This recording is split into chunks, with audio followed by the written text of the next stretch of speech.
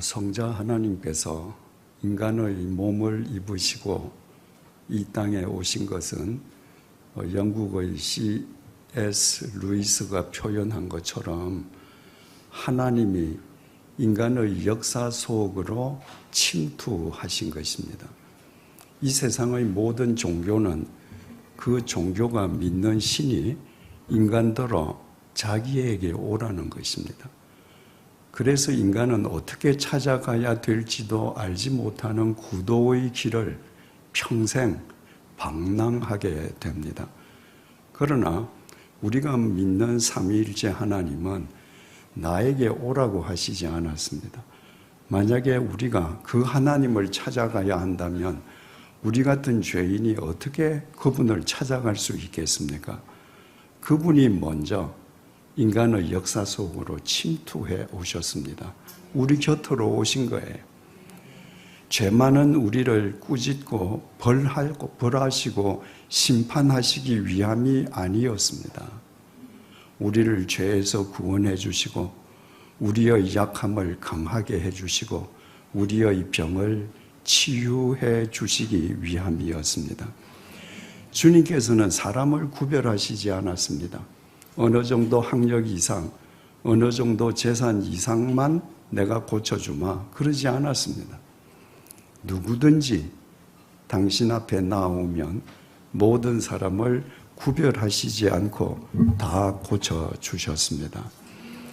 마태복음을 중심으로 주님께서 이 땅에서 어떤 병자들을 어떻게 고쳐주셨는지 잠시 생각해 보기로 하겠습니다. 주님께서는 한센 병자를 고쳐주셨습니다.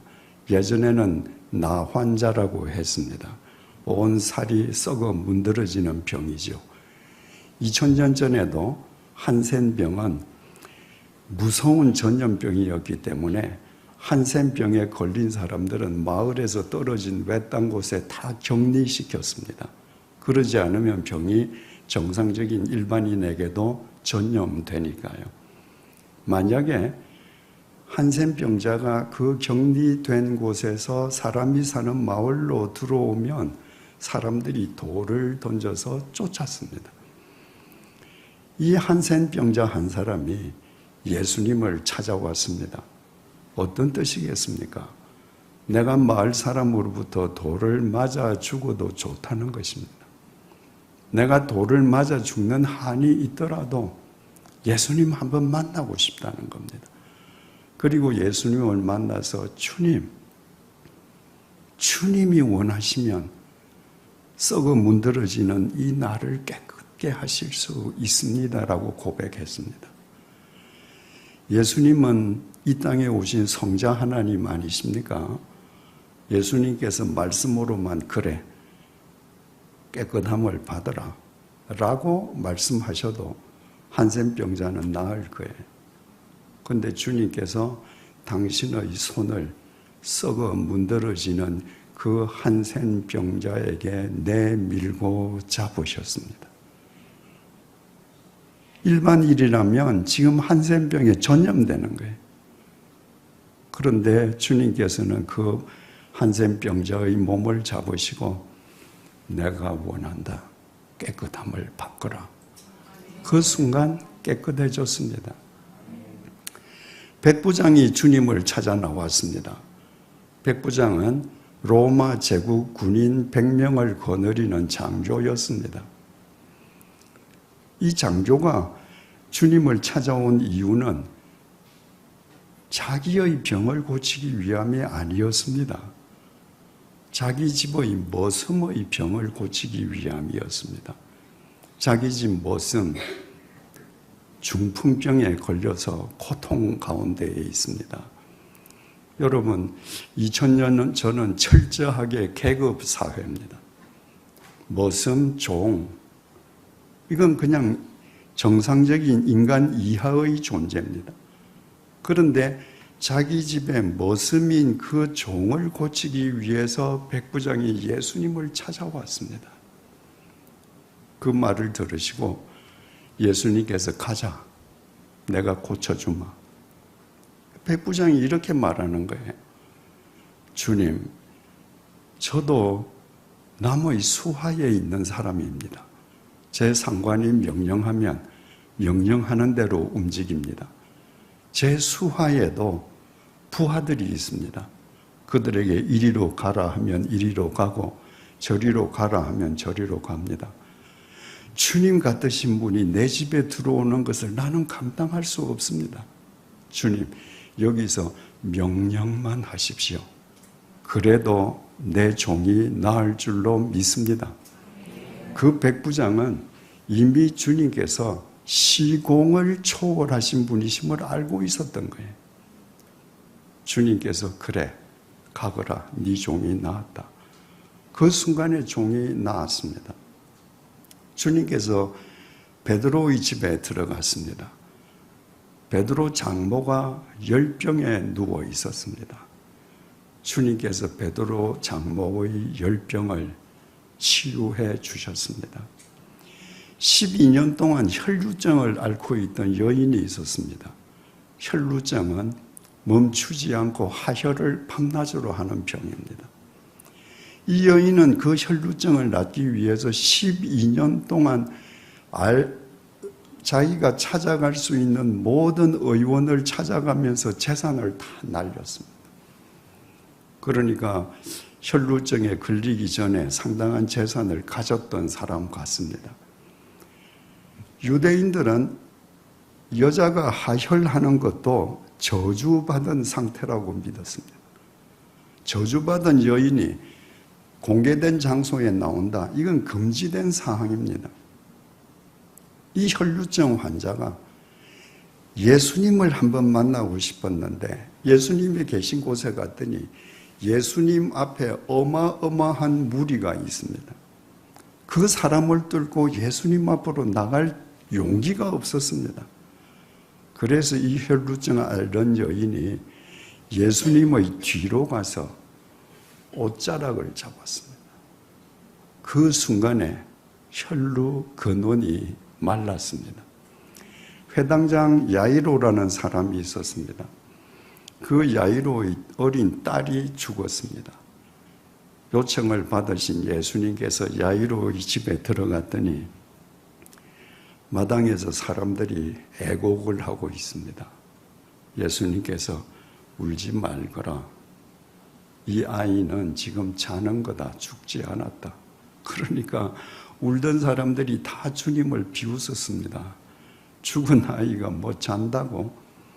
예수님께서 그 아이가 죽어 있는 방에 들어가셔서 방에 죽어 있는 아이의 손을 잡으시고 달리다 쿰, 소녀야 일어나거라.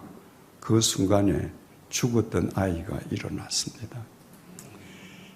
예수님께서 길을 가시는데 맹인들이 예수님을 향해서 주여 불쌍히 여겨주십시오 소리를 질렀습니다. 나중에 또 맹인 얘기를 다시 드리겠습니다마는 가톨릭에는 주여 우리를 불쌍히 여겨주소서, 주여 우리에게 자비를 베풀어 주소서, 이런 기도문이 있습니다. 가톨릭 신자들은 시간이 나면 주여 우리를 불쌍히 여겨주소서, 주여 우리에게 자비를 베풀어 주소서. 개신교인들은 그런 기도하지 않습니다. 다 잘났거든요. 여러분, 우리는 불쌍한 존재입니다. 우리 스스로는 아무것도 할 수 없는데 우리는 다 할 수 있는 것이냐? 내 존재에 대해서는 생각하지 않고 나의 필요만 주님에게 기도합니다. 이 맹인은 주여 불쌍히 여겨주십시오. 주님께서 그 맹인들이 세상을 볼 수 있도록 치유해 주셨습니다. 한 손 마른 사람이 있었습니다. 한 손이 말랐다는 건 불구자라는 말이에요. 여러분, 예전에 갈릴리의 모든 남정네는 하루 벌어서 하루 먹고 사는 빈민들입니다. 남자가 한 손을 쓰지 못한다면 두 손을 쓰는 남자의 소득의 2분의 1만 얻는 게 아닙니다. 한 손밖에 못 쓴다면 두 손을 쓰는 남자의 소득의 4분의 1, 5분의 1밖에 못 얻는 거예요. 한 손으로 일해서는. 그 작은 소득으로 가족을 먹여 살려야 합니다. 얼마나 비참한 사람입니까? 주님께서 그 한 손 마른 사람의 손을 고쳐주셨습니다. 한 손으로 세상을 살아갈 때와 두 손으로 세상을 살아갈 때와 이 세상이 다르지 않겠습니까? 귀신에 들려서 말 못하는 농아를 주님께서 그를 사로잡고 있는 귀신을 쫓아내어 주시고 말을 할 수 있게 해 주셨습니다. 이처럼 주님께서는 당신을 찾아오는 모든 병자들을 구별하지 않고 다 고쳐주셨습니다. 그래서 마태복음 9장 35절이 이렇게 증언합니다. 예수께서 모든 도시와 마을에 두루다니사 그들의 회당에서 가르치시며 천국 복음을 전파하시며 모든 병과 모든 약한 것을 고치시니라. 모든 마을을 가서 모든 사람들의 모든 병과 모든 약함을 차별하지 않고 다 고쳐주셨습니다. 그렇다고 해서 주님께서 이 땅에 오셔서 병든 가련한 사람들의 병만 고쳐주신 것이 아닙니다. 당신을 만난 인간들이 당면한 생존의 문제, 인생의 문제도 해결해 주셨습니다. 어느 날 제자들이 주님과 함께 배를 타고 갈릴리 바다를 건너가는 도중에 갑자기 돌풍을 만났습니다. 배가 뒤집히려 그러고 모두 다 죽게 생겼습니다. 그때 주님께서 폭풍을 꾸짖으셨습니다. 그 순간 바다가 잠잠해졌습니다. 또 한 번은 제자들끼리만 배를 타고 갈릴리 바다를 건너갑니다. 그런데 그날 밤에도 돌풍에 이 배가 휩쓸렸습니다. 주님께서 기도하러 산에 올라가셔서 산 위에서 보니까 돌풍 속에서 제자들이 탄 배가 지금 위기를 맞았거든요. 그래서 주님께서 그 제자들을 고쳐주시기 위해서 산에서 내려오셔서 바다를 걸어가셨습니다. 왜냐하면 산에서 내려오셔서 주님께서 배를 하나 구해서 배를 노저 가시면 시간이 얼마나 걸리겠습니까? 그래서 그 폭풍이 있는 바다를 걸어가셔서 제자들을 구해 주셨습니다. 이런 일도 있었습니다. 주님께서 베세다 벌판에 가셨을 때 주님께서 베세다 벌판에 나타나셨다는 소문이 인근 마을에 삽시간에 퍼졌습니다. 그랬더니 사람들이 몰려오기 시작하는데 다 자기 집에 있는 병자들 데리고 오는 거예요. 자, 아까 예수님께서 고쳐주신 한센병, 중풍병, 열병, 혈루증, 손불구, 말 못하는 농아, 이거 전부 다 불치병입니다. 의학으로 당시에 못 고치는 병이에요. 그러니까 그렇게 의사들이 고칠 수 없는 병자들이 얼마나 많았겠습니까? 그 옛날에. 예수가 나타났다는 얘기를 듣고 사람들이 자기 집에 있는 병자들을 다 데리고 온 거예요. 주님께서 그 사람들을 다 고쳐주시는데 워낙 사람들이 많으니까 지금 해가 저물어 갑니다. 그 가난한 사람들이 집에 가서 먹을 밥이 그때 있겠습니까? 그래서 예수님께서 제자들에게 이 사람들 가운데에 무슨 먹을 것이 있는지 한번 찾아봐라. 그랬더니 어린 소녀 한 명이 빵 5개와 생선 2마리를 가지고 있었습니다. 우리 성경에 빵 5개, 생선 2마리 이러니까 우리가 흔히 보는 큰 빵 5개, 이만한 생선 2마리 이렇게 생각하는데 헬라어 원문에 그 말들이 지소사로 기록되어 있습니다. 지소사라고 하는 것은 원래의 모양보다 작은 모양의 형태를 나타내는 겁니다. 예를 들어서 말의 지소사는 망아지, 소의 지소사는 송아지, 비올라의 지소사는 바이올린. 그러니까 빵 5개와 물고기 2마리가 지소사로 기록되어 있다는 것은 우리 성경 번역처럼 빵 5개, 물고기 2마리가 아니라 빵 5조각, 물고기 2토막 이 뜻입니다. 그러니까 이 아이가 낮에 놀러 나갈 때 어머니가 도시락을 싸줄 때 이런 생선 2마리를 줬겠습니까? 집에 있는 빵 5조각 싸고 생선 있는 거 2토막 잘라서 너 놀다가 배고프면 이거 먹어라. 그 아이의 도시락입니다. 그것밖에 없는 거예요.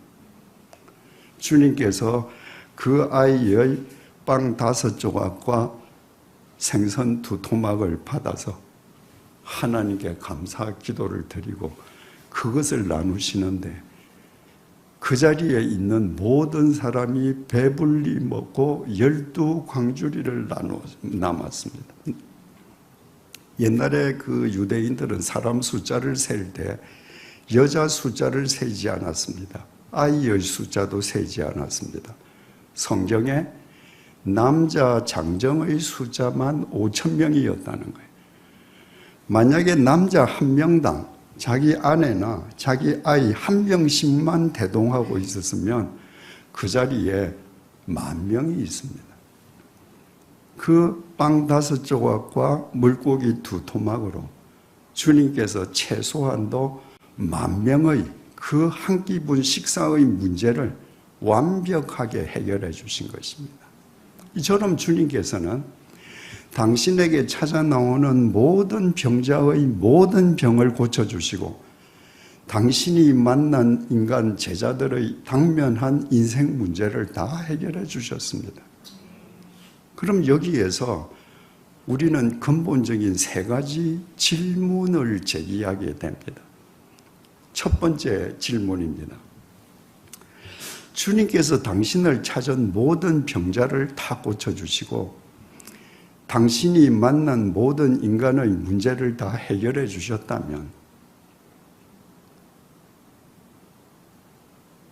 평생 병이 낫지 않고 하는 일마다 실패하는 사람, 그 사람은 믿음이 부족해서 그런가? 그 사람은 기도가 부족해서 그런가? 그 사람은 회개하지 않았기 때문인가? 라는 질문입니다. 한국 교회가 70, 80년대에는 기도원 전성시대였습니다. 웬만한 그리스도인치고 주중에 기도원에 다녀오지 않으면 성숙한 그리스도인이 아닌 것처럼 당시에 치부되었습니다. 그래서 그리스도인들 중에서 전국에 있는 기도원 몇 군데를 섭렵했다거나 어느 기도원에 가서 소나무나 잣나무를 안고 기도하면서 소나무 뿌리를 몇 그루가 빠졌다는 둥, 그게 자랑이었습니다. 그런 시대에 우리 어머니도 기도원을 좋아하셨습니다. 그래서 저도 시간이 날 때 어머님을 모시고 기도원에 가면요, 기도원 원장이 그 자기 앞에 있는 교인들, 얼마나 절박한 사람들이 그 산속에 찾아가겠습니까?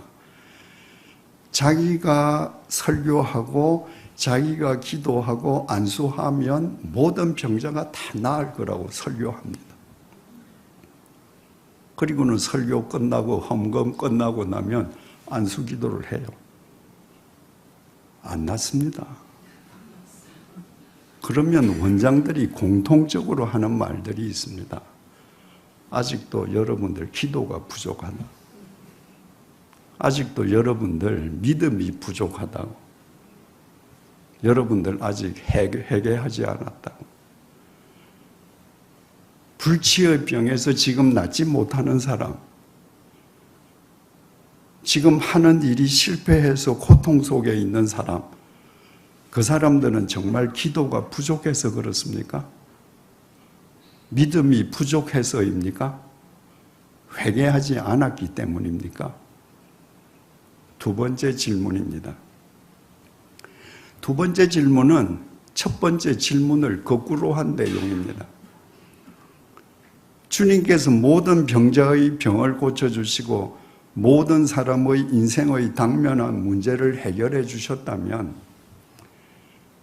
무병장수하고 하는 일마다 잘 되어서 예금 통장에 잔고가 늘어나는 사람들, 그 사람들은 기도를 많이 해서 그렇습니까? 그 사람들은 믿음이 좋은 진짜 예수쟁이들입니까? 그 사람들은 정말 회개의 삶을 살기 때문에 무병장수하고 경제적으로 덕을 보면서 사는 것입니까? 마지막으로 세 번째 질문입니다. 우리는 다 하나님을 믿는 사람들입니다.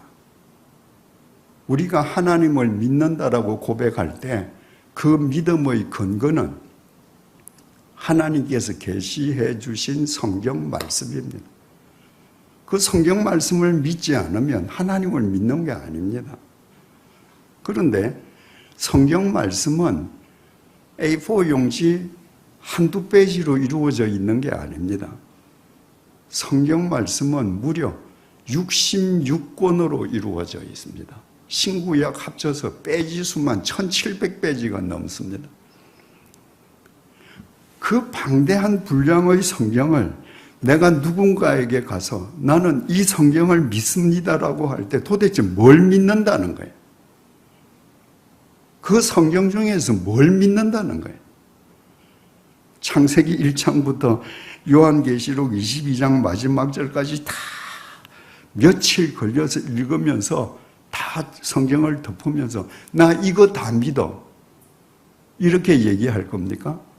그러면 상대가 듣지 않고 집에 가버리죠. 그래서 그리스도인의 믿음의 핵심이 뭔가? 이 성경을 믿는다는 것은 무엇을 믿는다는 것인가? 를 압축한 것이 사도신경입니다. 사도신경을 믿는 것은 성경 66권을 압축해서 성경의 핵심이 이것이기 때문에 우리는 하나님을 이렇게 믿습니다. 그래서 예배 시간에 사도신경으로 우리의 신앙을 고백합니다. 그런데 우리의 신앙을 고백하는 것이 사도신경인데 그 사도신경 내용에 왜 예수님께서 모든 병자를 고쳐주신 것은 안 나옵니까? 왜 예수님께서 오병이어로 그 많은 사람들을 배불리 먹이게 해주신 그 표정은 언급되지 않습니까? 제가 목회를 하면서 세례 신청자들에게 세례를 받기 전에 개인의 신앙 고백서를 제출하게 합니다. 물론 그 전에 교구 목사님들을 통해서 세례가 무엇이고 우리 믿음이 무엇인지 철저하게 교육을 받습니다. 그런데도 세례 신청자들에게 세례 고백서를 받으면 그 고백서는 마지막에 제가 읽거든요. 거의 대부분 그 신청자들이 저는 예수님께서 불치의 병자들을 낫게 하신 것을 믿습니다. 저는 예수님께서 바다 위를 걸어가신 것을 믿습니다. 저는 예수님께서 빵 5조각과 물고기 2토막으로 큰 무리를 먹이신 것을 믿습니다라고 신앙 고백서를 씁니다. 그분들에게 있어서는 그보다 더 큰 믿음의 표징이 없는 거예요. 그런데 사도신경에는 없습니다. 그런 내용. 왜 믿음의 핵심을 드러내는 우리 신앙의 고백문에는 그런 내용은 빠져 있는가? 이 땅에 오신 예수님께서는 아까 말씀드린 것처럼 당신을 찾아오는 모든 병자를 다 고쳐주셨습니다. 당신이 만난 인간이 당면한 문제를 다 해결해 주셨습니다. 그러나 그것은 마태복음 15장까지입니다. 마태복음 16장을 기점으로 16장 이후에는 마태복음의 내용은 더 이상 예수님의 병고침에 집중하지 않습니다. 왜 그럴까요? 마태복음 16장 이전과 이후가 왜 이렇게 다를까요? 마태복음 16장 이후에 예수님께서 병을 고쳐주신 사례는 딱 3번이 나오는데 그것은 예수님께서 그 병고침을 통해서 우리에게 심오한 메시지를 주시기 위함입니다. 첫 번째 사례는요, 예수님께서 변화산이라고 불리는 높은 산에 올라가셨을 때입니다. 그리고 베드로와 요한과 야고보를 데리고 그 산에 올라가셨다가 그 산에서 이제 내려오셨습니다. 그랬더니 한 남자가 예수님께 찾아 나와서 이렇게 하소연합니다. 마태복음 17장 15절 16절입니다. 들어보시면 되겠습니다. 주여, 내 아들을 불쌍히 여기소서. 그가 간질로 심히 고생하여 자주 불에도 넘어지며 물에도 넘어지는지라. 여러분이 만약 지금 이 남자라면 어떻게 하겠습니까? 내가 결혼해서 자식을 낳았는데 눈에 넣어도 아프지 않을 그 자식이 간질에 걸렸습니다. 아무 데서나 넘어집니다. 지금 횡단보도에서 길을 건너다가 지금 저기에서 트럭이 막 달려오는데 거기서 넘어집니다.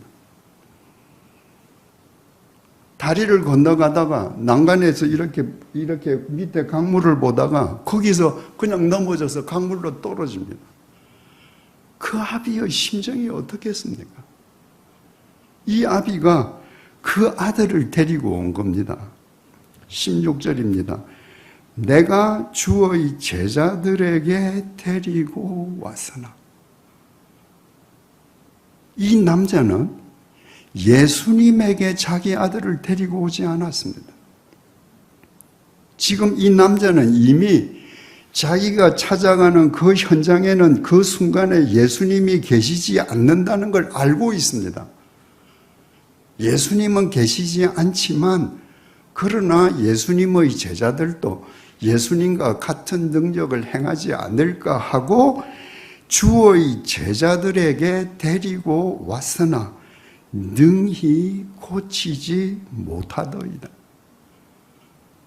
주님께서는 안 계셔서 나는 제자들이 할 수 있으리라고 믿고 왔는데 저 제자들 주님 아무것도 못합니다. 그 이야기를 전해 들으신 주님께서 말씀 이렇게 하십니다. 마태복음 17장 17절에서 18절입니다. 예수께서 대답하여 이르시되 믿음이 없고 패역한 세대여. 믿음이 없고 헬라어 원문에 아피스토스라고 기록되어 있습니다. 불신이라는 거예요. 불신한다는 거예요. 패역한 세대, 패역하다. 이건 디아스트레포, 왜곡한다는 말인데 정도에서 벗어났다는 말입니다. 정도에서 벗어나면 정도에서 벗어난 사람이 하는 건 다 왜곡하는 거예요. 무슨 정도? 믿음의 정도에서 벗어났습니다. 믿음의 정도에서 벗어났으니까 모든 건 불신의 행위죠. 믿음이 없고 패역한 세대요. 세대, 게네야, 족속이라는 말입니다. 믿음의 길에서 벗어나서 이 불신의 행동을 하는 이 족속들아, 예수님께서 지금 세상 사람들 보고 얘기하는 게 아닙니다. 제자들 보고 하시는 거예요. 내가 얼마나 너희와 함께 있으며 얼마나 너희에게 참으리요. 이 시점은 예수님께서 십자가에 못 박히시기 한 일주일 전 시점입니다. 제자들은 지금 예수님하고 3년 동안 있었습니다. 제자들은 예수님하고 3년 동안이나 있었음에도 불구하고 예수의 제자라는 영광만 누릴 뿐 아무것도 못하는 불신자들하고 똑같습니다. 그래서 믿음의 길에서 벗어나서 불신의 길을 걷는 이 패역한 족속들아, 내가 너희들하고 3년 동안 있어도 너희들이 이 지경이라면 내가 도대체 너희들하고 얼마나 더 오래 있어야 되니? 그를 이리로 데려오라. 그를 이리로 데려오라 하시니라. 이에 예수께서 꾸짖으시니 귀신이 나가고 아이가 그때부터 나으니라. 그 아이가 간질로 고통받았던 것은 귀신 때문이었습니다. 그 예수님께서는 아이를 데려오게 하시고 한마디로 귀신을 꾸짖어서 그 아이의 간질을 치유해 주셨습니다. 예수님께서는 이 간질 들린 아이를 고쳐주시는 이 첫 번째 사례를 통해서 예수님을 믿는다고 하면서도 영광 받을 것은 다 받고 예수님을 믿지 않는 불신자와 아무런 차이가 없는 제자들의 실체를 질타하신 것입니다. 바로 우리에게도 물으시는 거예요. 내가 너희들하고 얼마나 함께 있었니? 근데 너희들 지금 믿음의 길 바로 걷고 있니? 이 메시지를 던져주시는 겁니다. 두 번째 사례는 예수님께서 이제 십자가에 못 박히시기 위해 예루살렘으로 올라가시는데 그때 여리고를 지나실 때입니다. 여리고를 지나시는데 맹인이 주여 우리를 불쌍히 여겨주소서 하고 소리를 지르는 거예요. 그들이 얼마나 소리를 지르는지 주위 사람들이 꾸짖었습니다. 좀 조용히 하라고. 그랬더니 주님께서 오게 하셨습니다. 마태복음 20장 34절입니다. 그리고 물으셨습니다. 내가 너희들한테 뭘 해주면 좋겠냐? 이르되 주여 우리의 눈뜨기를 원하나이다. 여러분, 맹인 소원이 눈 뜨는 것 이외에 또 있겠습니까? 주님, 우리 정말 눈 떴으면 좋겠습니다. 세상 한번 봤으면 좋겠습니다. 예수께서 불쌍히 여기사 그들의 눈을 만지시니, 여러분, 이 맹인들 세상 사람들이 인간으로 보지도 않는데 예수님께서도 그때도 맹인의 눈을 만져주셨습니다. 이 맹인들이 맹인으로 태어나서 세상을 살아가면서 자기 눈을 만지는 사람의 따뜻한 온기를 처음 느꼈을 거예요. 그 순간에 눈을 떴습니다. 예수께서 불쌍히 여기사 그들의 눈을 만지시니 곧 보게 되어 그들이 예수를 따르니라. 여러분, 여러분들이 만약에 태어나서 20살이 되기까지 혹은 30살이 되기까지 세상을 보지 못하는 맹인으로 살았다고 하십시다. 그런데 한순간에 눈이 팍 열렸습니다. 그때 뭘 제일 먼저 하시겠습니까? 아마 집으로 제일 먼저 뛰어갈 겁니다. 어머니, 난 눈 떴습니다. 그리고 내 어머니가 어떻게 생겼는지, 내 아버지가 어떻게 생겼는지, 내가 지금까지 살던 동네가 어떤지, 나를 맹인이라고 욕하던 이웃집 남자는 얼마나 고약하게 생겼는지, 이런 거 먼저 보고 싶은 게 인지상정 아니겠습니까? 그런데 이들은 눈을 뜨자마자 자기네들이 보고 싶은 것을 찾아가는 것이 아니라 예수를 쫓아갔습니다. 지금 이 상황에서 어떤 일이 일어나고 있는가? 제자들은 지금 예수님께서 예루살렘에 상경하시면 로마 총독을 몰아내고 집권하시리라고 지금 확신하고 있습니다. 그래서 예수님이 집권하실 때에 누가 요직을 차지할 것인가? 그래서 제자들끼리 서로 네가 더 크냐 내가 더 크냐, 네가 높은 자리에 할래 내가 높은 자리에 할래. 요한과 야고보의 어머니도 예수님께서 예루살렘에 들어가시면 정치적인 권력을 장악하실 것이라고 믿고 예수님께 조용히 나와서 청탁을 했습니다. 주여, 주께서 상경하시면 내 아들 두 아들을 좌우에 둬 주소서. 하나는 좌의정 시켜주고 하나는 영의정 시켜주세요. 여러분, 제자들은 예수님하고 3년 동안을 살았는데 눈을 뜬 맹인들입니다. 지금까지 예수가 누군지를 모릅니다. 그러니까 예수님은 십자가에 못 박히러 가시는데 지금까지 싸웁니다. 서로 큰 사람, 큰 요직 차지하겠다. 이 맹인들은 눈을 뜸과 동시에 예수가 메시아인 것을 알았습니다. 그래서 메시아를 쫓아갑니다.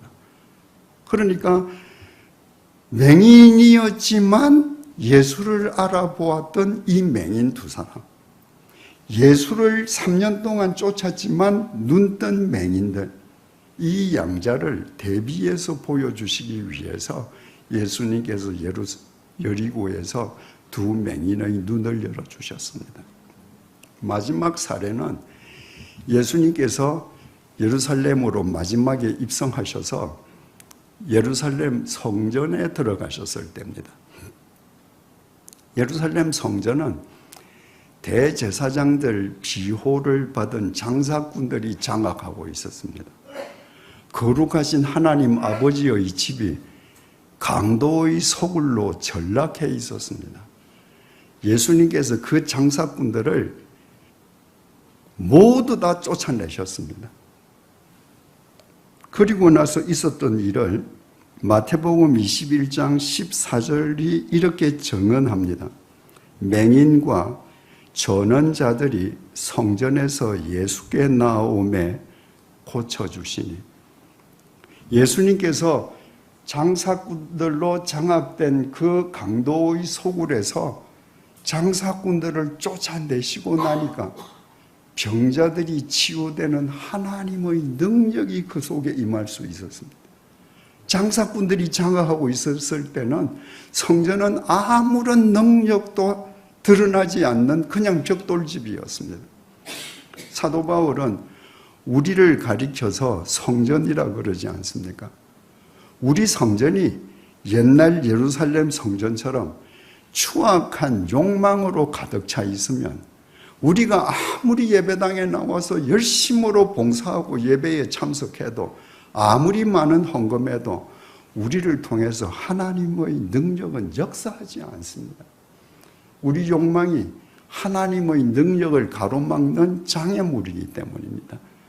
그러나 우리의 마음이 그 모든 욕망을 제할 때 비로소 하나님의 능력이 우리 심령에 임하시게 되고 그때 우리가 사람을 살리는 생명의 통로가 될 수 있다는 걸 보여주시기 위해서 예루살렘 성전에서 주님께서 이 아이들 고쳐주신 것입니다.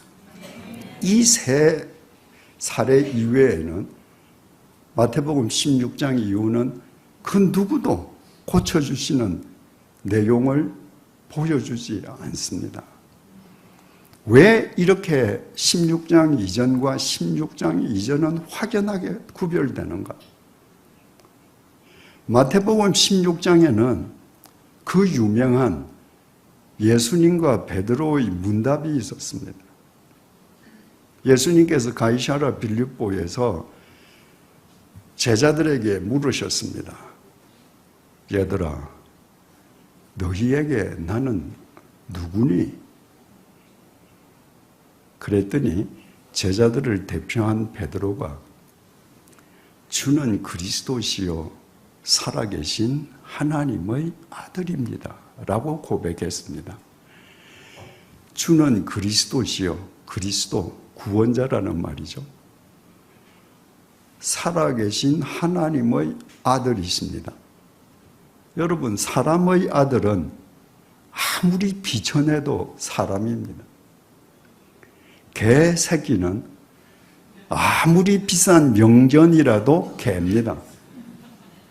베드로가 지금 예수님에게 당신이 하나님 아들입니다 하는 것은 당신이 하나님이라는 거예요. 당신도 하나님이라는 거예요. 주님과 베드로 간에 그 문답을 주고받은 그 장소가 가이사랴 빌립보라 그러지 않았습니까? 가이사랴 빌립보는 분봉왕 헤롯 빌립이 로마 황제 카이사르를 위해서 신도시, 대도시를 만들고 그 도시에 로마 황제의 칭호 카이사르를 붙이고 자기 이름 빌립을 붙여서 가이사랴 빌립보라고 명명했습니다. 로마 황제의 이름이나 카이사르 칭호가 붙은 도시에는 반드시 그 도시의 가장 중요한 지점에 로마 황제의 신전이 있었습니다. 당시 로마 황제는 인간으로부터 경배받는 지상의 신이었습니다. 지금 베드로가 예수님을 향해서 당신이 구원자요, 당신이 성자 하나님이십니다라고 고백한 것은 황제의 신전이 인간을 압도하는 그 황제의 도시에서 저 신전에서 인간의 경배를 받는 로마 황제가 하나님이 아니라 비록 남루한 행색일망정 나사렛 예수, 당신이 하나님입니다. 당신이 가진 것은 아무것도 없지만 삼권을 장악하고 있는 로마 황제가 우리를 구원할 구원자가 아니고 바로 당신이 구원자십니다. 주님께서 반석과도 같은 그 베드로의 고백을 받으시고 그 고백 위에 나의 교회를 세우리라고 천명하시지 않습니까?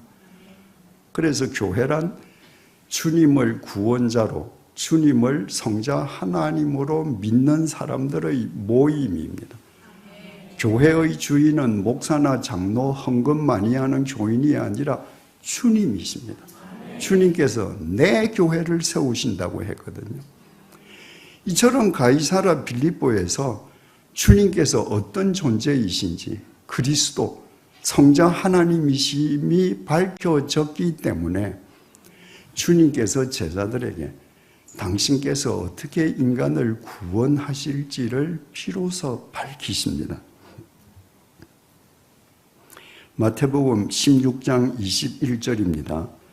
이때로부터, 이때는 예수님께서 구원자시요 성자 하나님이심이 밝혀진 이때로부터 예수 그리스도께서 자기가 예루살렘에 올라가 장로들과 대제사장들과 서기관들에게 많은 고난을 받고 죽임을 당하고 제3일에 살아나야 할 것을 제자들에게 비로소 나타내시니, 이 이전까지는 이 구원 사역을 제자들에게 밝힐 수가 없었습니다.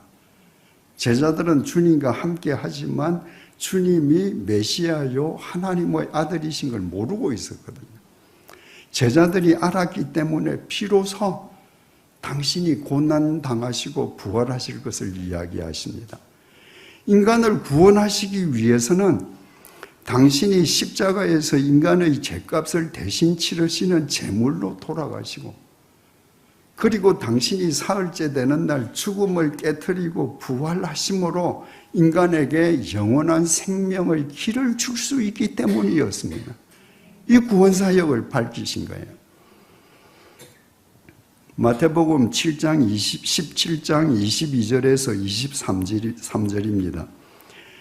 갈릴리에 모일 때에 예수께서 제자들에게 이르시되 인자가 장차 사람들의 손에 넘겨져 죽임을 당하고 제3일에 살아나리라 하시니 제자들이 매우 근심하더라. 주님께서 두 번째로 당신의 순환을 예고하셨습니다. 십자가 고난 부활을 예고하셨습니다. 마태복음 20장 17절 19절입니다. 예수께서 예루살렘으로 올라가려 하실 때에, 지금 예수님께서 이제 십자가에 못 박혀 돌아가시기 위해서 예루살렘으로 올라가려 하실 때입니다. 12 제자를 따로 데리시고 길에서 이르시되, 주님께서 가시는 곳에는 어디나 사람들이 모여들었습니다. 그래서 주님께서 그 제자들을 무리에서 떼어서 따로 데리시고 길가에서 얘기하셨습니다. 보라, 우리가 예루살렘으로 올라가노니, 얘들아, 우리가 지금 예루살렘으로 왜 올라가는지 너희들 다 알지? 인자가 대제사장들과 서기관들에게 넘겨짐에 그들이 죽이기로 결의하고 이방인들에게 넘겨주어 그를 조롱하며 채찍질하며 십자가에 못 박게 할 것이나 제3일에 살아나리라. 세 번째로 당신의 순환을 예고하셨습니다. 그러니까 이처럼 마태복음 16장 이후의 모든 내용은 예수 그리스도의 십자가와 부활에 집중되어 있습니다. 왜? 그 십자가와 부활만이 우리를 살리기 때문입니다. 마태복음 16장 이전에서 내가 병이 들렸는데 예수님에게 가서 만나서 병이 나았다고 하십시다. 그 사람이 영생합니까? 아닙니다. 육체의 병이 아무리 나아도 우리 육체는 때가 되면 흙으로 소멸합니다. 이 흙으로 소멸하는 인간들을 영원히 살게 하시는 방법은 십자가와 부활밖에 없습니다. 그래서 마태복음 16장 이후부터 모든 마태복음의 포커스는 십자가와 부활에 맞춰지는 거예요. 바꾸어 말하면 우리 믿음의 궁극적인 목표는 마태복음 16장 이전에서 육체가 무병장수하고 경제적으로 태산 같은 돈을 쌓고 큰 소리 치면서 사는 것이 아니라 예수 그리스도의 십자가를 표대로 삼고 그리스도 십자가의 증인으로 살아가는 것입니다. 그것이 구원받은 표징이기 때문입니다. 그러므로 참된 믿음은 뭔가? 마태복음 16장 이전 상태에서 마태복음 16장 이후로 넘어가는 것입니다. 거기에 성숙이 있고 원숙이 있습니다. 넘어가지 못하면 참된 믿음일 수가 없는 거예요. 그런데 마태복음 16장 이전에서 마태복음 16장 이후로 넘어가는 것이 말처럼 쉽지 않습니다. 우리는 다 죄성을 지니고 있기 때문이에요. 아까 예수님께서 가이사랴 빌립보에서 베드로가 예수님께서 구원자시요 성자 하나님이심을 밝혔기 때문에, 고백했기 때문에 그 고백 위에 당신의 교회를 세우실 것을 천명하시고 그때로부터 비로소 이제 당신의 고난과 부활을 밝히셨잖아요. 그게 구원사역의 핵심이니까. 그래서 내가 예루살렘에 가서 대제사장과 장로들한테 고난을 당하고 십자가에 못 박혀 죽을 거다. 마태복음 16장 22절입니다. 예수가 베드로를 붙들고 프로슬람바노 붙들었다. 여러분, 제자가 스승을 함부로 붙들 수 있습니까? 지금 방금 베드로는 예수님을 가리켜서 당신이 성자 하나님이라고 고백하지 않았습니까? 인간이 어떻게 하나님을 붙듭니까? 이 단어 뜻은 옷자락을 낚아챘다는 말입니다. 베드로가 예수님의 옷자락을 낚아채면서 항변하여 이르되, 항변하다, 에피티마오, 야단쳤다는 겁니다. 베드로가 지금 예수님을 야단치는 겁니다. 주여 그리 마옵소서, 이 일이 결코 죽게 미치지 아니하리이다. 우리나라 성경은 고상하게 아주 젠틀하게 예의 있게 이렇게 번역이 되어 있습니다. 여러분 헬라어에는 존댓말이 없습니다. 베드로가 한 말을 베드로 심정 뉘앙스 그대로 옮긴다면 예수님의 옷자락을 탁 낚아채면서 너 앞으로 그런 말 하지 마. 너한테는 그런 일이 절대 안 일어날 거야. 방금 자신이 하나님이라고 고백한 예수님에게 어떻게 이렇게 불경한 짓을 할 수 있습니까? 베드로가 입으로는 예수님이 하나님이라고 고백했지만 그의 심중은 여전히 마태복음 16장 이전에 머물러 있기 때문입니다. 마태복음 16장 이전의 관점으로 보면 하나님이 인간에게 고난을 당한다. 있을 수가 없는 거예요. 그러니까 이 하나님이 잠시 착각했구나. 내가 옷자락 잡고 야단쳐야지. 너 그런 소리 하지 마. 그런 소리는 절대 일어나지 않아. 마태복음 16장 24절입니다. 이에 예수께서 제자들에게 이르시되 누구든지 나를 따라오려거든 자기를 부인하고 자기 십자가를 지고 나를 따를 것이니라. 여러분 이 구절을 뒤집으면 무슨 말이 됩니까? 나를 따르려거든 누구든지 자기를 부인하고 자기 십자가를 지고 나를 쫓아라. 이 말을 뒤집으면 네가 아무리 나를 쫓는다고 해도 네가 너를 부인하지 않으면 네가 네 십자가를 지지 않으면 너는 나를 쫓는 거 아니야. 너는 나를 쫓는다고 착각하는 종교적인 열심가 일뿐이야. 그 말이야. 네가 나를 따르려거든 누구든지 나를 따르려거든 자기를 부인하라. 그 자기가 어떤 자기입니까? 마태복음 16장 이전에서 자기 육체의 안일만 꾀하는 자기를 부인하라. 그것 부인하지 않으면 마태복음 16장 이후로 넘어오지 못한다. 자기 십자가를 지라. 2000년 전에 십자가는 사형수를 죽이는 형틀입니다. 그러니까 십자가 하면 당시 사람들은 다 아는 거죠. 십자가는 죽음의 상징입니다. 자기 십자가를 져라.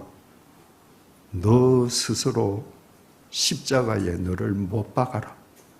네 자신을 죽여라. 어떤 자신을? 마태복음 16장 이전의 너를 십자가에 못 박아 죽이지 않으면 너는 결코 마태복음 16장 이후 십자가의 예수와 부활을 따르는 그리스도인이 될 수 없다. 마태복음 16장 25절입니다. 누구든지 제 목숨을 구원하고자 하면 잃을 것이요. 누구든지 구원하고자 하는 제 목숨은 어떤 목숨이에요? 마태복음 16장 이전 목숨입니다. 마태복음 16장 이전에서 누구든지 더 잘 살려고, 더 건강하게 살려고, 더 오래 살려고 아무리 발버둥 쳐도 결국은 잃을 것이요. 한 줌의 흙으로 소멸될 것이요.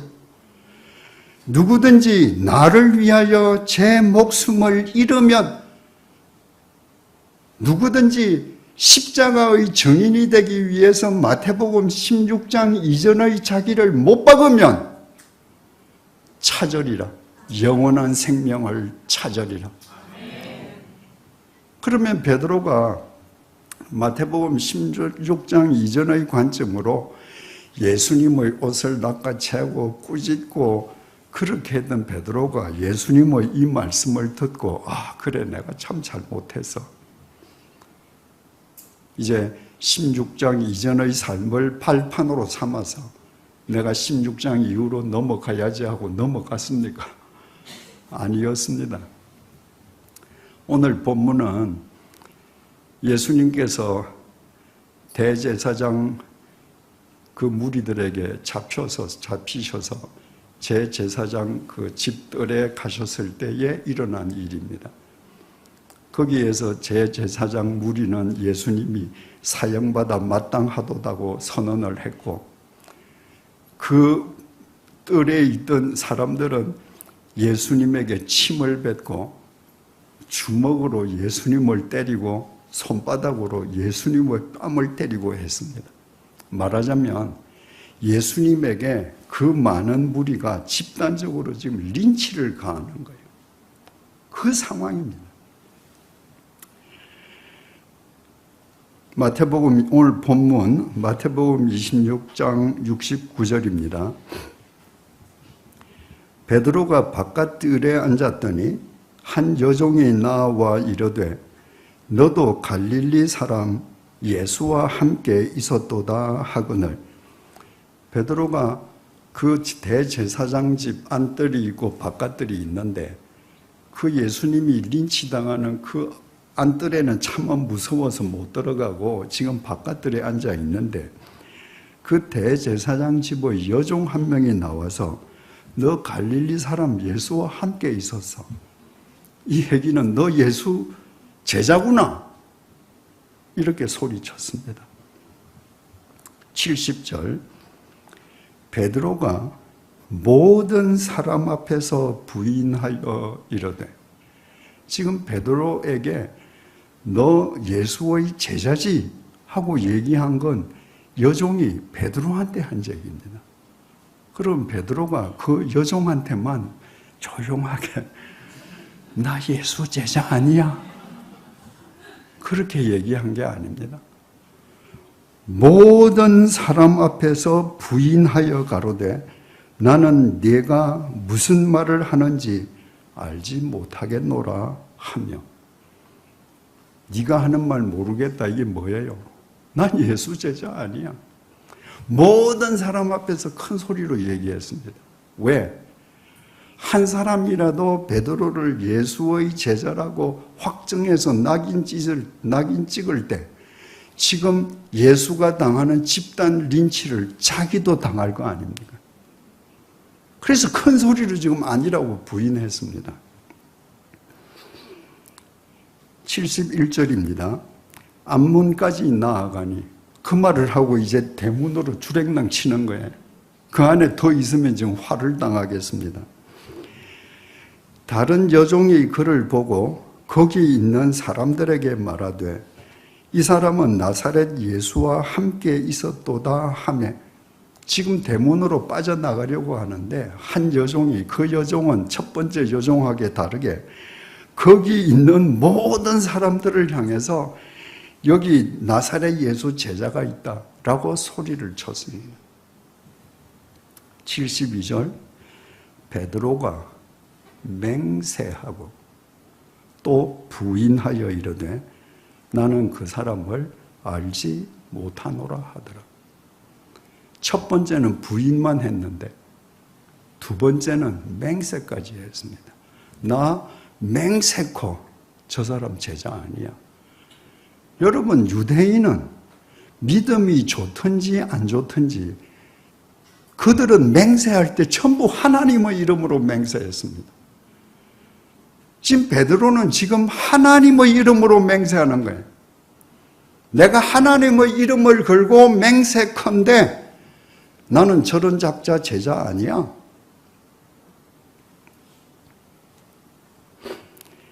(73절) 조금 후에 곁에 섰던 사람들이 나와, 지금까지는 여자 종 단수 또 여종 단수였는데 조금 후에 곁에 섰던 사람들 복수입니다. 나와 베드로에게 이르되 너도 진실로 그 도당이라, 내 말소리가 너를 표명한다 하거늘. 이 지금 여자 한 명이 아니고 거기에 있는 사람들이 집단적으로 우르르 나와서 너 예수 한 편 맞잖아. 너 지금 갈릴리 억양이 증명하잖아.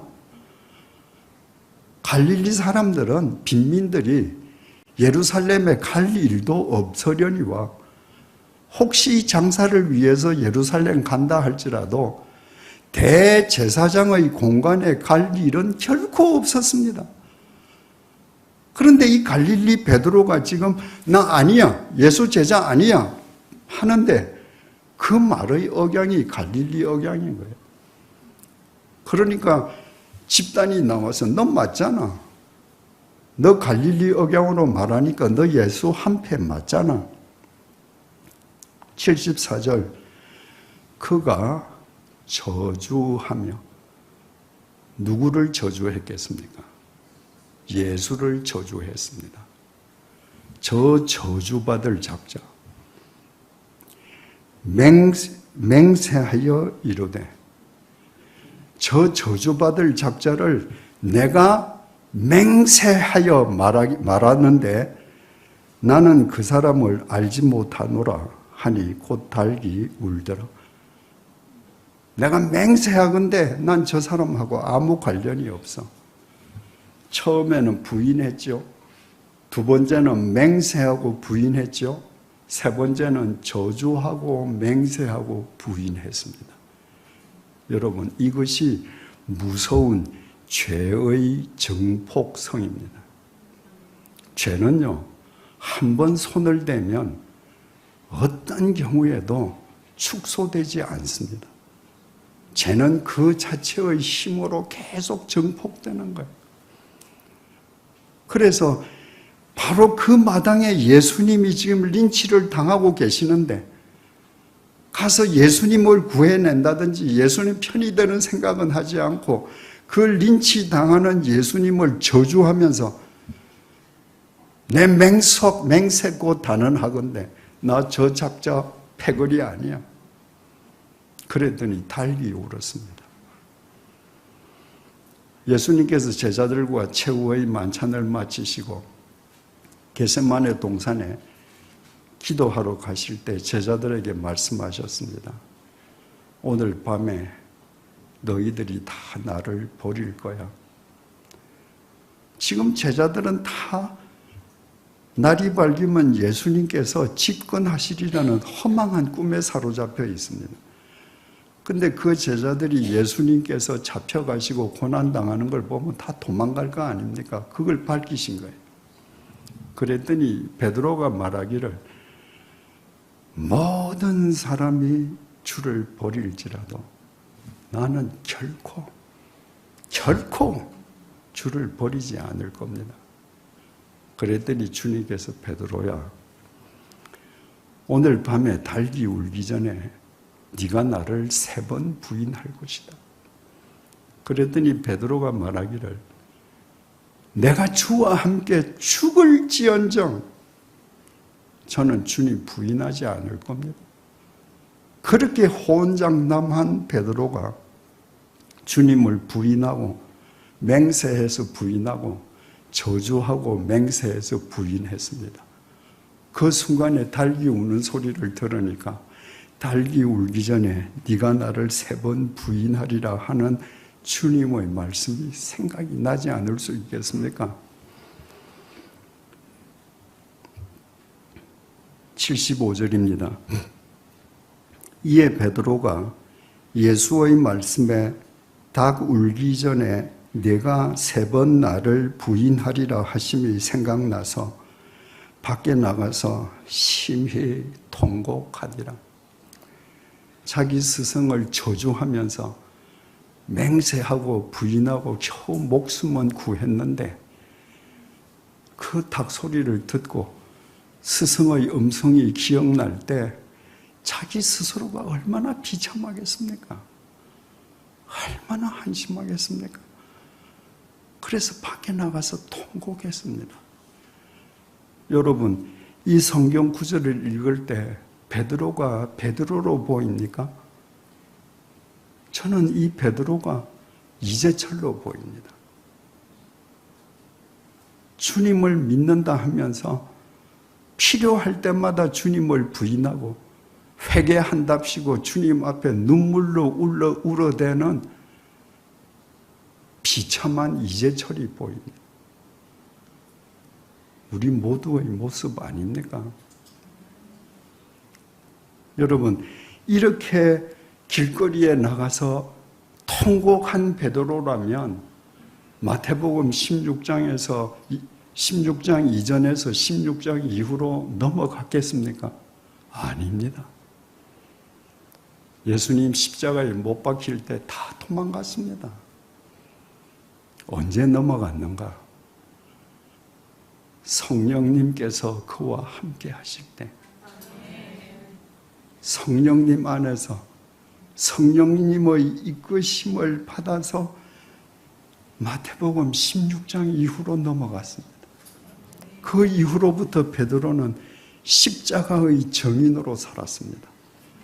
어떤 고난도 핍박도 두려워하지 않았습니다. 부활을 믿었기 때문입니다. 여러분, 누가 성령 충만하겠습니까? 어떤 사람이 성령 충만한 사람입니까? 청산유수처럼 기도하는 사람입니까? 밤을 새워가며 밥 먹듯이 철야 기도하는 사람입니까? 누구보다도 앞장서서 구제하는 사람입니까? 아닙니다. 아무리 보잘것없는 사람이라 할지라도 마태복음 16장 이후로 넘어가는 사람, 그 사람이 성령 충만한 사람입니다. 그 사람이 십자가의 증인으로 살 수 있기 때문입니다. 이제 다시 아까 제기했던 세 가지 질문으로 되돌아갑니다. 평생 지병에 시달리는 사람, 손을 대는 일은 다 실패하는 사람, 그 사람은 기도가 정말 부족한 사람입니까? 그 사람은 믿음이 부족한 사람입니까? 그 사람은 회개하지 않은 사람입니까? 결코 아닙니다. 그 사람이 그 지병 때문에, 그 실패 때문에 마태복음 16장 이후로 넘어가서 십자가의 증인으로 산다면 그의 지병은, 그의 실패는 하나님의 한량없는 은총입니다. 바울은 다니면서 많은 병자를 고쳤습니다. 선천성 하반신 마비자도 일으켰고요. 죽은 유두구도 살려냈고요. 심지어는 바울이 바빠서 바울이 직접 가지 못하는 곳은 사람들이 바울이 텐트를 만들 때 앞에 두르는 작업용 앞치마, 그리고 바울이 작업하면서 닦는 땀 수건을 들고 가서 환자들 위에 덮으면 환자가 나았습니다. 한마디로 바울은 주님의 능력을 고스란히 온 몸으로 받은 주님의 참 제자였습니다. 그런데 정작 바울 자신은 평생 지병에 시달렸습니다. 불치의 지병이었습니다. 3번이나 기도했지만 주님께서 고쳐주시지 않았습니다. 그런데 바울은 왜 고쳐주시지 않는가? 절망하지 않았습니다. 하나님 원망하지도 않았습니다. 그는 고린도후서 12장을 통해서 이렇게 고백합니다. 고린도후서 12장 8절입니다. 이것은 바울을 평생 괴롭힌 불치의 지병입니다. 이것이 내게서 떠나가게 하기 위하여 내가 3번 주께 간구하였더니. 여러분, 주님께서 겟세마네 동산에서 기도하실 때 주여, 할 수만 있으면 이 잔을 내게서 지나가게 해 주십시오. 그러나 내 뜻대로 말고 아버지 뜻대로 해주세요. 그 3번 기도하셨다고 되어 있잖아요. 그 문구만 3번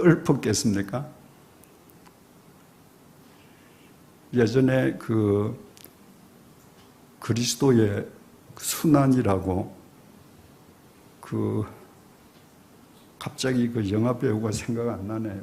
그 키 큰 배우 있잖아요. 멜 깁슨이 주연하는 그 영화를 보면요. 그 예수님께서 기도하시는 장면이 적나라하게 나와 있습니다. 예수님이 땅에 엎드려서 주여 피하게 해주십시오. 피하게 해주십시오. 할 수만 있으면 피하게 해주십시오. 밤을 새워서 기도합니다. 그러니까 성경에는 그 기도의 핵심만 나와 있는 것이지 주님께서 그렇게 밤을 새워 절규하셨던 그 모든 과정은 생략되어 있는 거죠. 바울이 3번 기도했다. 이게 주님 낫게 해주십시오. 낫게 해주십시오. 낫게 해주십시오. 이렇게 3번 반복했다는 말이 아닙니다. 그 천하의 사도 바울이 3번 간구했다면 일주일씩 금식 기도를 3번 했을 수도 있고요. 사흘씩 철야 기도를 잠을 안 자고 꼬박 사흘을 세우면서 3번 기도했을 수도 있고요.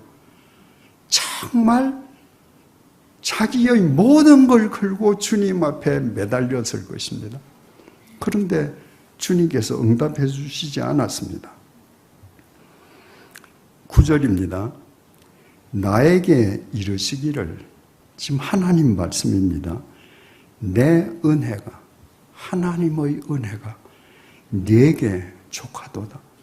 나 하나님의 은혜가 너 바울에게 이미 족하다.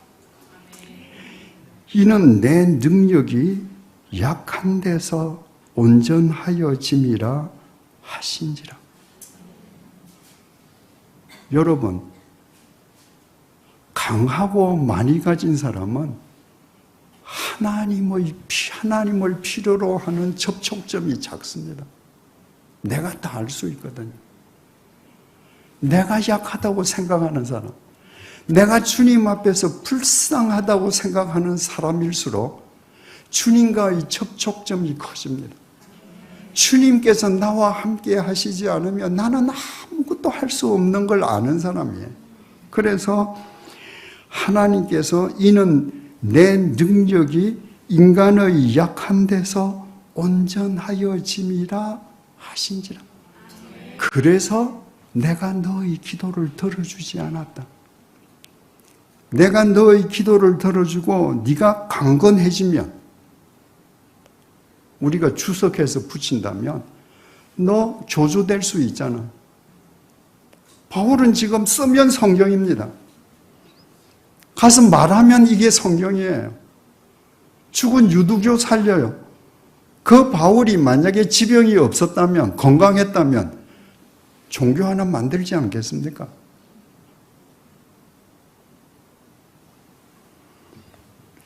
그러므로 도리어 크게 기뻐함으로 나의 여러 약한 것들에 대하여 자랑하리니 이는 그리스도의 능력이 내게 머물게 하려 함이라. 내가 얼마나 강한지, 내가 얼마나 많은 돈을 헌금했는지 나 이런 거 얘기 안 할 거예요. 나의 약한 것, 나는 할 수 없는 불쌍한 존재라는 것만 이제부터 자랑할 거예요. 왜? 그것이 그리스도의 능력이 내 삶 속에 머물게 하는 유일한 길이기 때문에. 10절, 그러므로 내가 그리스도를 위하여 약한 것들과 능력과 궁핍과 박해와 곤고를 기뻐하노니 이는 내가 약한 그때에 강함이라. 여러분 아시다시피 바울은요, 주님의 정인으로 살아가면서 가난했습니다. 배고팠습니다. 헐벗었습니다. 모함당했습니다. 채찍질 당했습니다. 감옥에 갇혔습니다. 그런데도 그것을 기뻐했습니다. 그런 삶일수록 주님께서 나와 더욱 함께 하심을, 그래서 내가 정말 십자가의 정인으로 살아갈 수 있음을 알았기 때문입니다. 바울이 어떤 상황 속에서도 로마에서 목이 떨어지는 비참한 참수형을 당하면서까지도 그리스도의 종으로 십자가의 증인으로 부활의 몸된 증인으로 살 수 있었던 것은 역설적이게도 그가 불치의 환자였기 때문입니다. 불치의 병자로 평생 살아가면 실패자인가? 경제적으로 실패했으면 그 사람은 절망의 사람인가? 아닙니다. 결코 아닙니다. 만약에 그 사람이 그 실패 때문에, 그 지병 때문에 마태복음 16장에서 16장 이후로 넘어갈 수 있었다면 그것보다 더 큰 하나님의 복이 없습니다. 그러므로 누구든지 너는 병이 낫지 않아서, 너는 네 사업이 잘 안 되기 때문에, 너는 네 자식이 잘못됐기 때문에, 넌 기도하지 않았어, 너는 믿음이 부족해, 아직도 회개하지 않았어 라고 말하는 사람이 있다면 그 사람은 성경을 이용해서 자기의 배를 불리려는 사람이요, 그 사람의 말은 전혀 비성경적인 협박일 뿐입니다. 두 번째 질문입니다. 오늘 한국 교회 교인들 대부분이 바라는 것, 무병장수하고 건강하게 살아가는 것, 손대는 사업마다 다 잘 되는 것, 자식들이 다 잘 되는 것, 그건 믿음이 좋기 때문입니까? 기도를 많이 했기 때문입니까? 그 장본인이 회개의 삶을 살기 때문입니까? 결코 아닙니다. 이제 방금 앞에서 바울의 경우를 들어서 말씀드렸지만 결코 아닙니다. 여러분, 내가 병이 들어서 교회의 문턱을 넘을 수 있습니다. 내가 건강해지려고. 내가 가난하기 때문에 정말 주님의 은혜로 경제적으로 좀 넉넉하게 살고 싶어서 교회의 문턱을 넘을 수 있습니다. 여러분들 전도할 때 그렇게 하시잖아요. 교회 오면 병 낫는다고, 교회 오면 일 잘 된다고. 그래서 나의 병약함과 나의 가난함은 교회의 문턱을 넘을 수 있는 좋은 동기부여가 됩니다. 그런데 평생을 나는 무병장수하고 돈 많은 사람으로 살 거야 라고 한다면 그 사람은 마태복음 16장 이전에 갇힌 사람이고 그 사람의 믿음은 믿음이 아니라 미신입니다. 여러분, 믿음과 미신의 차이는요, 자기 변화 유무에 있습니다. 믿음은 예수 그리스도의 진리가 절대 생명인 것을 알아서 그 진리 앞에서 나를 날마다 부인해가는 사람입니다. 그러면 변화해가요. 마태복음 16장 이전의 사람이 16장 이후의 사람으로, 십자가의 사람으로 변화해갑니다. 미신은요, 내 주머니에 있는 돈과 나의 재주로 신을 달래고 얼루어서 신을 변화시키려는 겁니다. 내가 지금 이런 거 하려는데 신, 당신이 좀 봐줘요. 미신은 절대 자기는 변화되지 않습니다. 여러분, 무당을 찾아다니면서 하루 저녁에 수천만 원짜리 굿하는 사람이 굿을 10번 했더니 그 삶이 거룩해졌다, 그런 거 봤습니까? 굿을 하면 할수록 욕망 덩어리가 됩니다. 마태복음, 평생 내가 예수를 믿는데 마태복음 16장 이전에만 내가 머물러 있겠다, 그 믿음이 아닙니다. 그건 미신입니다. 내가 아무리 종교적인 열심을 다해도 십자가와 무관합니다. 십자가와 무관한 사람, 부활과 무관한 사람은 주님과도 무관한 사람입니다.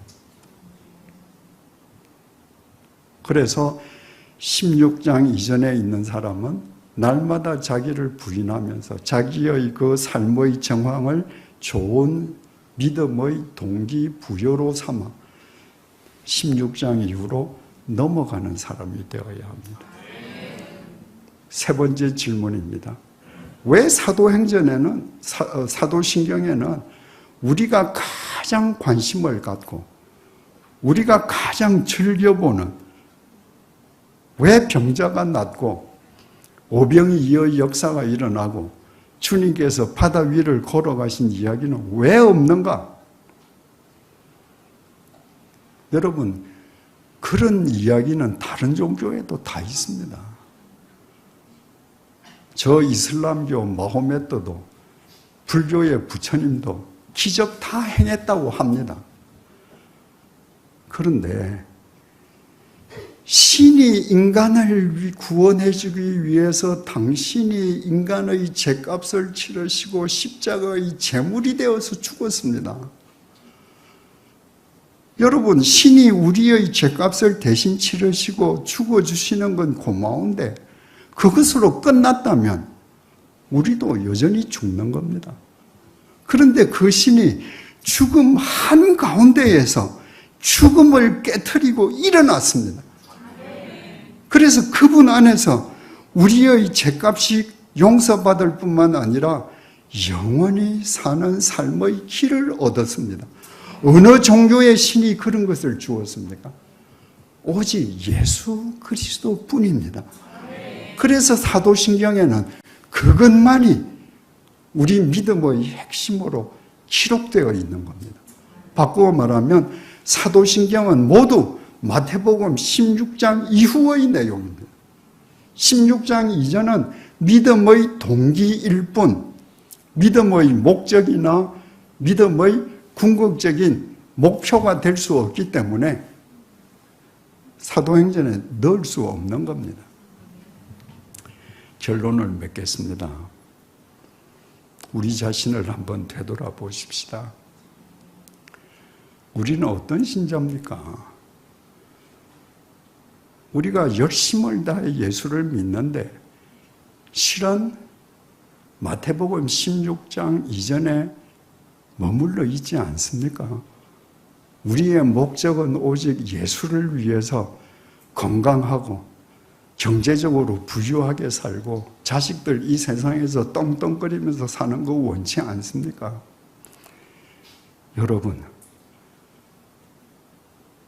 그것은 썩어 문드러질 이 고기 덩어리를 위해서 사는 겁니다. 어느 날 한순간에 여러분의 코끝에 호흡이 멎어지면 여러분이 쌓아 올린 억만금의 돈 다 필요 없습니다. 여러분이 쌓아 올린 돈이 많으면 많을수록 사랑하는 여러분의 자식들이 그 돈 많이 차지하겠다고 원수가 되어서 이전 투구 벌립니다. 여러분 주위에 그런 사람들 많죠. 여러분이 죽고 나면 여러분 재산 놓고 자식들이 똑같이 할 겁니다. 여러분들이 마태복음 16장 이전의 사람으로 살면. 사랑하는 정암교회 교우 여러분, 우리 모두 성령님의 조명 아래에서 성령님의 이끄심을 받아 마태복음 16장 이전에서 마태복음 16장 이후로 넘어가십시다. 마태복음 16장 이전에 안주하려는 우리 자신을 부인하십시다. 마태복음 16장 이전에서 이 고기 덩어리를 위해서 살려는 우리를 십자가에 못 박으십시다. 남을 배려하는 삶도, 나의 것을 풀어서 남에게 헌신하는 삶도, 누군가를 위해서 내 생을 바쳐서 희생하는 삶도 모두 마태복음 16장 이후에서만 가능합니다. 그래서 그리스도인의 향기는 마태복음 16장 이후에서만 나는 겁니다. 마태복음 16장 이전에서는 이기심의 악취만 진동하는 것입니다. 우리 모두가 마태복음 이후로 넘어가서 그리스도의 향기가 될 때 우리로 인해서 이 혼탁하고 어두운 세상은 맑아지고 밝아질 것이며 살만한 세상이 될 것입니다. 기도하시겠습니다.